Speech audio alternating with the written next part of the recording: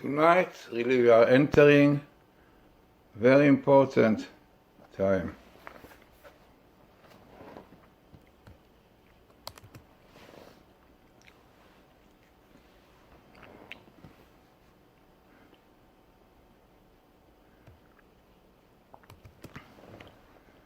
Tonight we are entering very important festival, and in my book, The Mystic Glory of Sabbaths and Festivals, which you can get in my site, glazersonbooks.com, glazerson.com,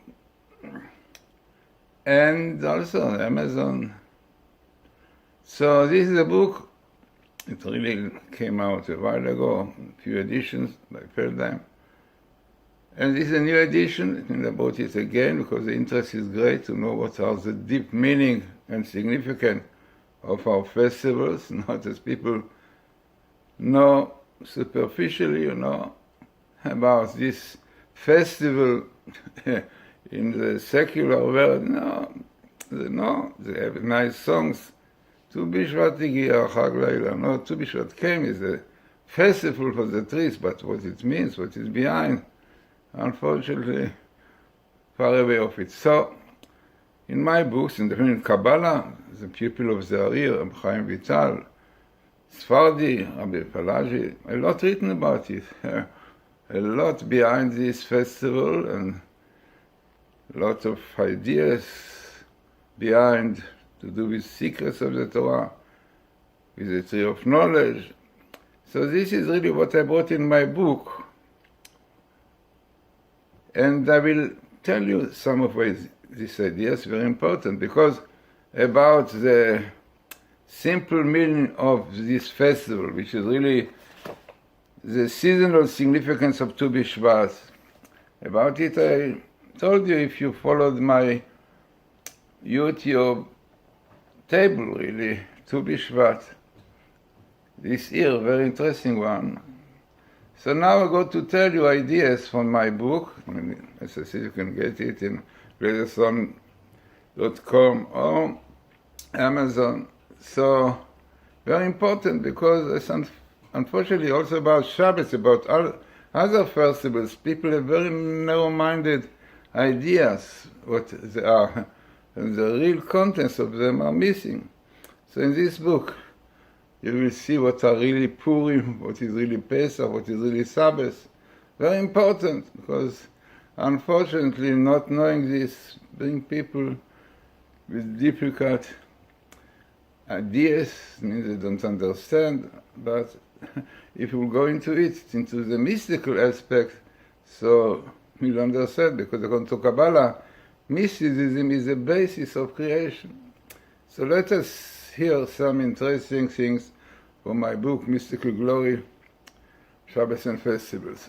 So what we have here, so I'm going to go immediately into the mystical idea of it, as a simple meaning of it. I'm sure if you put in the internet this 15th of Shvat, you'll find a lot. But it's a lot important to know about the deep meanings of these festivals. As I said, very, very important one. So, I'm sure that you heard about Adam's sin. You read about it, eating from the tree of knowledge. So, this was a very severe sin, and its implication is up till today, unfortunately. In fact, all the process of creation of the Messiah is really the restoration, the rectification of this sin, frightening. So it means there is something behind. And there are stages in which we are rectifying, correcting this sin, and one of them is definitely the eating fruits on Tu B'Shvat. This concept finds expression during this time of the year in the eating of many different kinds of fruits, and especially, as it is known, the 7 main species for which the land of Israel is praised. As we know, the fig, the pomegranate, the olive, the dates. All of them are very much connected with spheres. The spheres, as we know, there are 7 main ones: loving kindness, strength, harmony, and glory in eternity, kingdom, foundation. So it is known there are 7, and Kabbalistically the Ari, Rabbi Zikluya, connects them to the spheres. Like, for example, you can go into all of them, but Teina, the fig, represents the lust. No, some say Adam ate from this fig tree. The pomegranate represents strength, pomegranate, strength. So there's a lot behind, but basically the idea of the 7 fruits are the 7 spheres, they correspond to the 7 spheres, which also have negative aspects. The negative aspects are like lust, loving kindness in a positive way, helping people, loving people. But in a negative way, this is lust, sexuality. And the same thing also with strength. There is a strength that one uses to break, to destroy the evil forces. But there is also strength want to destroy the good things, So 7 of those species Kabbalistically, mystically represent the 7 spheres. And those are really the 7 nations in Israel, The 7 nations of the Canaanites who are in Israel are the Canaanites, the Hittite, the Amorite, the Hivite, Girgashi. 7 nations are really representing these 7 evil forces. Amazing. The Canaanite represent lust, Hittite strength. No, we're not going to it, but it's an amazing idea, which the Rabbi Isaac Luria says that by eating, sanctifying these 7 foods, kind of foods that we have on Tu B'Shvat, by this we like having control of these evil forces that we have today of them, lot of them, amazing. In fact, this is really the commandment, the mitzvah of Bikurim. You know what is Bikurim? Bringing for these 7 species, for 7 kinds, to the temple, definitely thanking God for giving us a land, fruitful land, and so on. And then we are allowed to eat it, not before. So our rabbis tell us, and the Torah indicates that for the merit of fulfilling this mitzvah of Bikurim, first fruits, we deserve having Israel. What has to do with others? So said Rabbi Zikluya, if you control your lust, your evil temptation, evil forces in your body, in your soul, then you will be able to control also those evil nations. So what is this bringing fruits to the temple? It means when you are already having in your field beautiful figs, beautiful dates, beautiful palms, everything beautiful, and you control yourself, you don't eat, you wait to come to the temple to thank God, to bless Him, then you eat it. This is clearly total control of your emotions and your lust and so on. So then you have also control over your nation. But unfortunately, permissiveness allow everything like today we have, like this is a Democrat, allow all these things to do, you can marry a man, you can homosexuality, abortion, everything is allowed, definitely. It's frightening because it's bringing disaster to the world. This is why the flood came, because of this kind of sins. So this is an amazing idea of eating 7 fruits. And Tisha B'Av, blessing them. He said also the Song of Psalms, Shir HaMalot, before each one. So it means we are sanctifying our attributes, our midot, and this is what enables us to control the land, to settle in it properly, not like today, giving back ground to the Palestinians. important. So this is really the process of eating foods, blessing them, sanctifying them. And this is really, we start with Tu B'Shvat, interesting. Eating foods, mainly the 7 ones. There is a custom to eat 15. There is a custom to eat 30 also. Why 30? Because it is known in Kabbalah there are 3 worlds. The world of creation, of formation, of action. Yes, there are more, but these are the 3 which are connected with the world. And there are 3 kinds of fruits. Fruits with a shell, a fruit which have no shells and no pip inside, and some who don't have shell but have pip. So they represent the 3 worlds. It means this one, the creation one, which is the highest. In this world is no shell, no pip inside.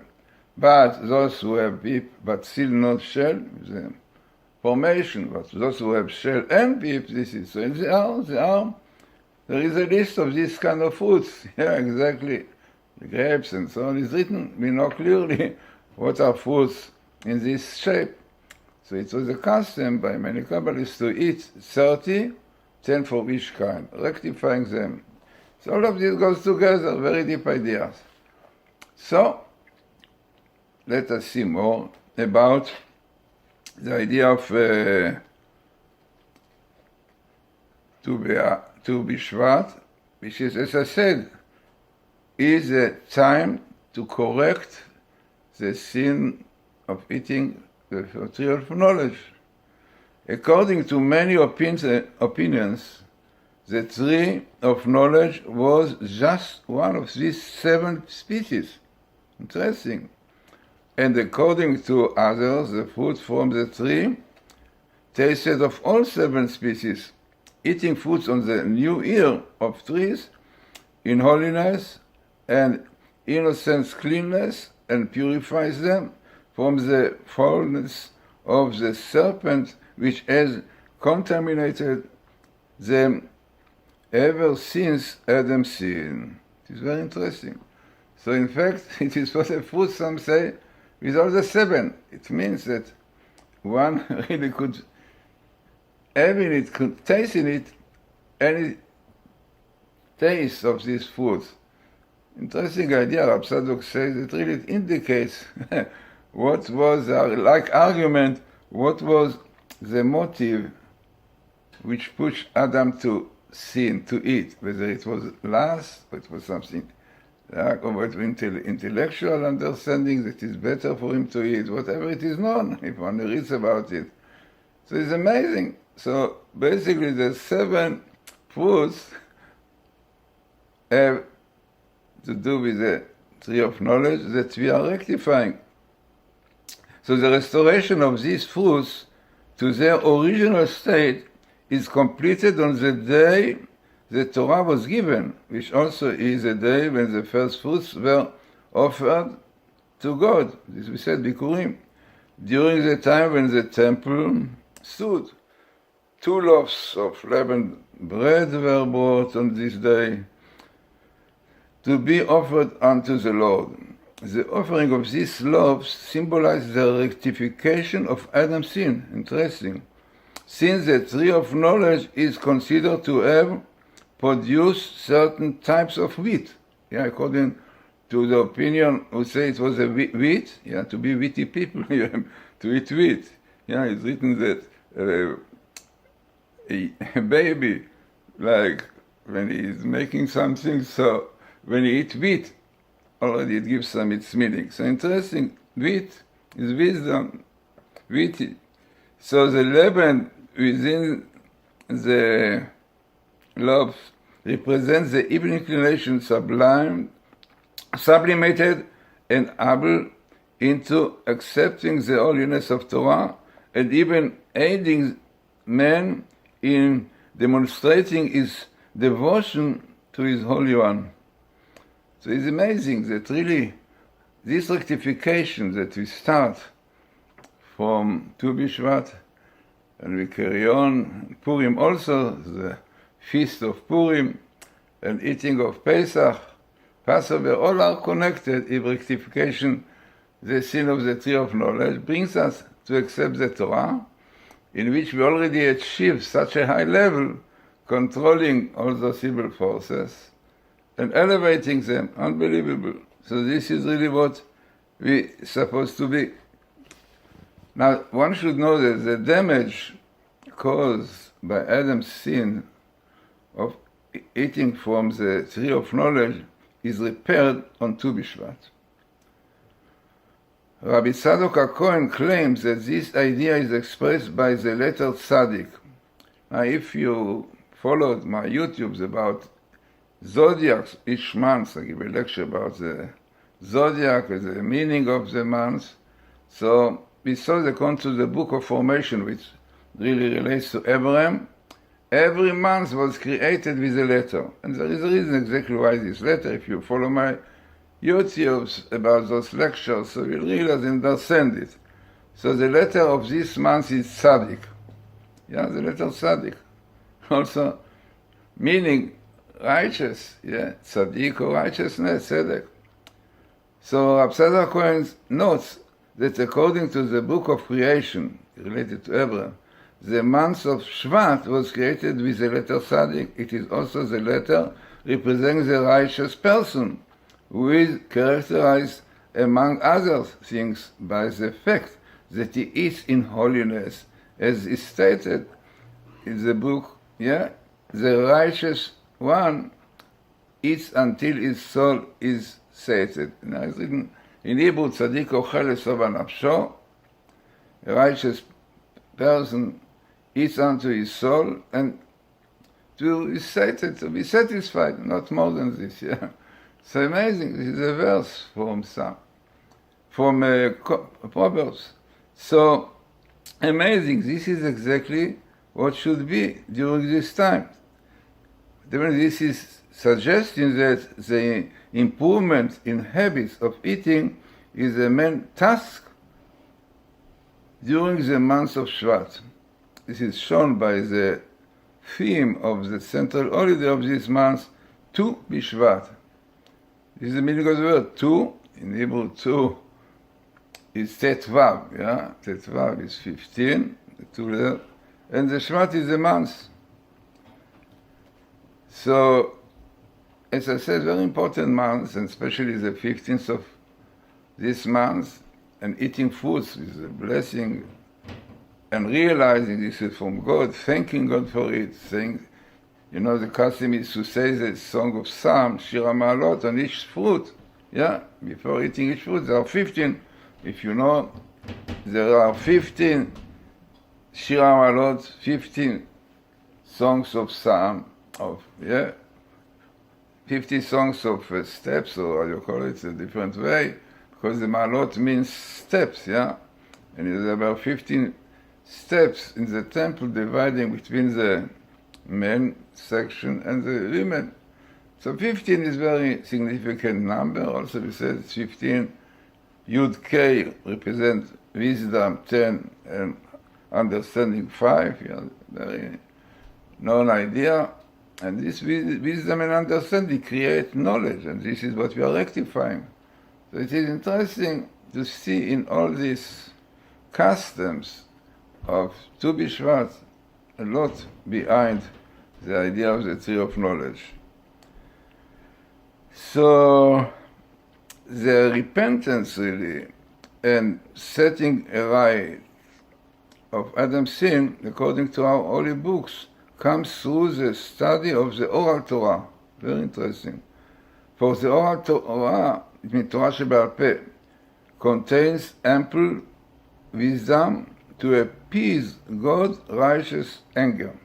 As King Solomon indicates in Ecclesiastes, where there is more wisdom, there is more wrath.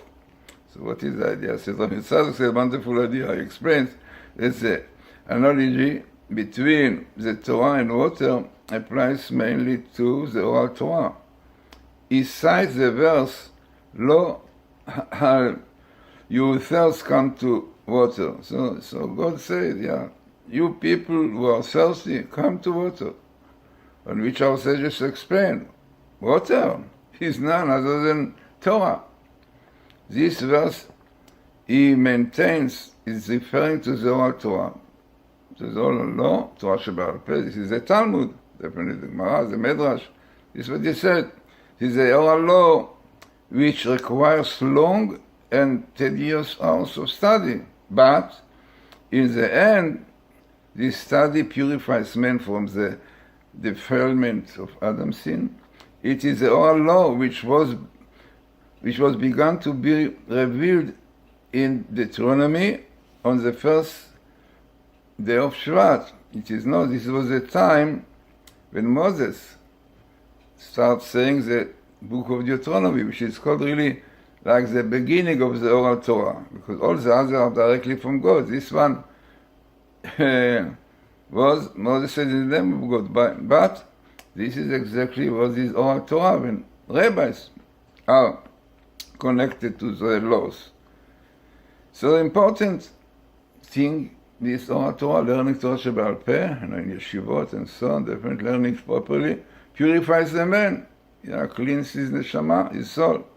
So this is a purification of the whole body, which the oral law affects is seen in the holy and pure eating, which is revealed within the profound meaning of Tu B'Shvat, the new year for fruits tree.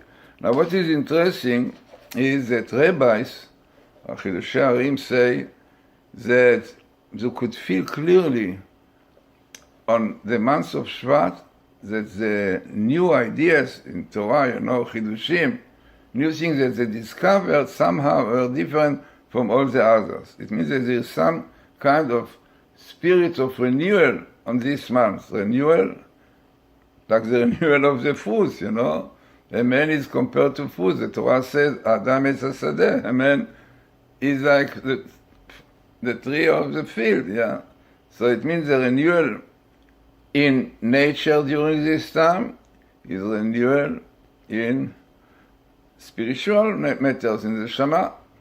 So this is the importance of this day. Bnei Yissaschar says something unbelievable. He says that the number of days from the 15th of Shvat to the creation of the world, which was the 25th of Adar, it is known that the creation of the world, the pregnancy started on Tishrei, Rosh Hashanah. Rosh Hashanah is called Hayom Harat Olam, the day of pregnancy. But practically it came out 25th of Adar, a few days before Nisan. Nisan is the time of spring. So if you count the number from Tu B'Shvat, from the 15th of Av till the 25th of Adar, so we have half of the month of Shvat, 15 days, and then we have 30 days of Adar, 25 days, Together 40. 40 known to be a very important number. The creation, the build-up of a fetus embryo, 40 days, Our rabbi said that 40 days before man is created up in heaven, he's already decided who will be his color, his bride, Okay, you can lose it also, but whatever it is, it means that 40 days before is like preparation for creation. Unbelievable. So Tu B'Shvat really is a time that we start preparing. Unbelievable. There is a stage of Purim in between, and then comes Pesach. All of them really are emphasized by eating, because in Purim is a great mitzvah to have the meal of Purim, but they have to be done in purity and holiness, sanctity. And the same thing, Pesach, we are taking the Seder, the Matzah and more, all of them are really part of the rectification of the sin of the Esadah, the tree of knowledge. Then, by rectifying it, we come to the creation. It means the world was created, Adam really, basically, it's better to say, was created on the 1st of Nisan. So if you count the days from Tu B'Shvat till Nisan, the Rosh Chodesh, other 5 days, you have how much? 45 days. 45 days is a Gematria of Adam, Aleph 1, Dalet Mem, and 40, because this is creation of man. Man, really creation, basically start for Tu B'Shvat. Amazing. And also the numerical value of redemption, Geula, also 45, right? Our Rebbe said that in Nisan, Jews were redeemed from Egypt in the past, and they will be redeemed in future, definitely by doing repentance, yeah, rectifying the sin of Adam, because otherwise, you have to wait to rectify it. So, very, very important time. So, as I said, there are many more ideas behind Tu B'Shvat, the 15th of Shvat, and you can read it in my book, Mystical Law in Shabbos of Festivals, yeah. Worthwhile reading also what is Shabbos, yeah. People don't understand what is Shabbos, really. What is Purim, if you read a lot. So, you can get it at, say, my site, Glazerson.com or GlazersonBooks.com. You can get it on Amazon, definitely can get it also in Kindle, reading it, if you don't have money to buy.